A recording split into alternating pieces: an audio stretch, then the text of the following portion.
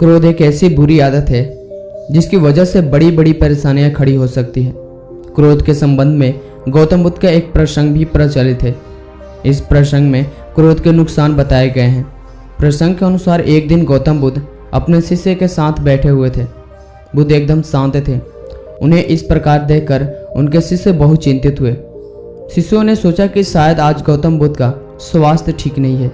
तभी एक शिष्य ने उनसे पूछा कि आप मौन क्यों बैठे हुए हैं, क्या हमसे कोई गलती हो गई है? तभी एक अन्य शिष्य भी पूछा कि क्या आपका स्वास्थ्य ठीक नहीं है?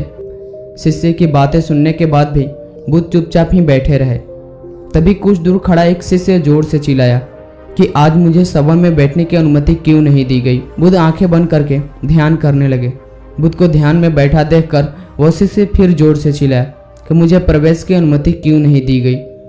तभी बुद्ध के सामने बैठे एक शिष्य ने बुद्ध से कहा कि कृपया कर उसे भी सभा में आने दे। बुद्ध ने आंखें खोली और बोली कि नहीं, वो अछूत है, उसे आज्ञा नहीं दी जा सकती। ये सुनने के बाद शिष्य बड़ा आश्चर्य हुआ। कई शिष्य बोले कि हमारे धर्म में तो जात पात का कोई भेद ही नहीं है, फिर वो अछूत कैसे हो गया? बुद्ध ने कहा कि आज वह क्रोधित होकर आया है। क्रोध से जीवन की एकाग्रता भंग होती है। क्रोधी व्यक्ति मानसिक हिंसा करता है, इसलिए उसे कुछ समय एकांत में खड़े रहकर ध्यान करना चाहिए। इससे क्रोध को काबू किया जा सकता है। क्रोधित शिष्य भी बुद्ध की बातें सुन रहा था। अब उसे खुद की व्यवहार पर पछतावा होने लगा। वह समझ गया था कि अहिंसा ही हमारा धर्म है। उसने बुद्ध के सामने संकल्प लिया कि वह आज से कभी भी क्रोध नहीं करेगा।